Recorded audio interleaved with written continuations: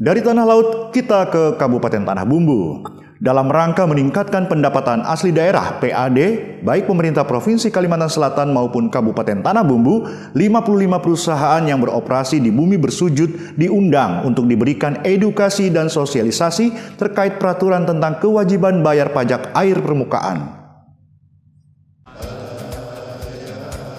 Kegiatan sosialisasi Peraturan Daerah Nomor 5 Tahun 2011 tentang pajak daerah dan Pergub Nomor 38 Tahun 2021 terkait nilai perolehan air permukaan digelar di ruang bersujud 1 Kantor Bupati Tanah Bumbu Jumat lalu.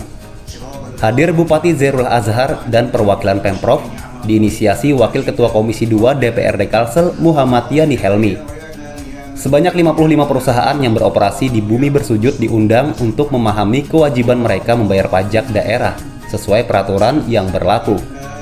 Perusahaan harus memberikan kontribusi untuk daerah atas aktivitas dan pemanfaatan air permukaan untuk kepentingan operasionalnya. Jika lalai, korporasi akan mendapatkan sanksi hingga penundaan perpanjangan perizinannya. Hal ini diungkapkan Wakil Ketua Komisi 2 DPRD Kalsel Muhammad Yani Helmi.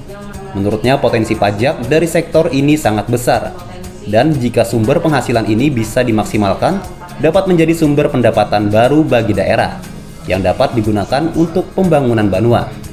Mimpi saya mulai tahun 2019, hari ini sudah terlaksana. Saya lakukan ini untuk mendorong pendapatan pemerintah kita, apakah itu pemerintah provinsi ataupun kabupaten, itu bisa tercapai dalam sisi melaksanakan kegiatan tarik pajak tentang PAP, pajak air permukaan. Nah, ini penting kita laksanakan karena memang di provinsi lain itu katakanlah Sumatera Utara saja itu sampai 1,2 triliun.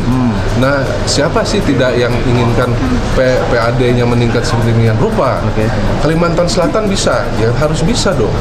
Karena kita banyak perusahaan-perusahaan yang beroperasi di benua ini. Sementara itu, Bupati Tanah Bumbu Zairul Azhar optimis melalui penerapan peraturan ini akan mendongkrak PAD bumi bersujud. Ia berharap perusahaan yang memanfaatkan air permukaan untuk berpartisipasi memenuhi kewajibannya sekaligus berkontribusi bagi pembangunan daerah. Potensinya ini sangat besar dan kita bersyukur sudah ada ketentuan dan peraturan dari gubernur sehingga kita tinggal melaksanakan. Dan di Tanah Bumbu ini perusahaan tambang kebun kan banyak sekali.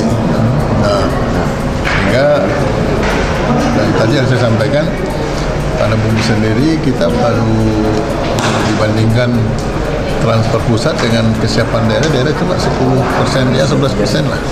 Semua dari pusat. Nah, harusnya daerah ya bisa lebih mandiri. Pihak perusahaan yang ada di Kabupaten Tanah Bumbu sendiri siap menunaikan kewajibannya. Nantinya mereka akan diverifikasi oleh tim verifikator terkait klarifikasi jenis dan mutu air yang dimanfaatkan. Tujuannya untuk menyesuaikan tarif yang diatur sesuai peraturan. Dari Tanah Bumbu, Zainal Hakim, iNews melaporkan.